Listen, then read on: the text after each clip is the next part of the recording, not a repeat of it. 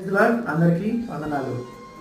మనము చిన్నప్పుడు అనగనగా ఒక రాజు, ఆ రాజుకి 7 కుమారులు అనేటువంటి కథలు వినే ఉంటాం. కానీ ఆ రాజుదేవుడు దేనికి ఆయన రాజు, కుమారులు ఉన్నారో లేరో మనకు తెలియదు. కానీ మనము ఇన్స్పిరేషన్గా తీసుకుంటాం. దాని ద్వారా మనం ఎంతో ప్రభావితం చెందుతాం. అయితే పరిశుద్ధ గ్రంథంలో, బైబిల్లో రాయబడినటువంటి ప్రతి మాట వాస్తవం. చరిత్ర, హిస్టరీ. మరి దానికి రుజువేంటి అంటారా? బైబిల్ గ్రంథంలో రాయబడిన ప్రతి ప్రాంతం, ప్రతి వ్యక్తి, ప్రతి ప్రదేశం, ప్రతి నది, ప్రతి సముద్రం ఈనాటికి ఉన్నాయి. ఈజిప్ట్, యోర్దాను నది, ఎర్ర సముద్రం, బెత్లెహేం, గాజా ఇవన్నీ ఈ రోజుకి ఉన్నాయి.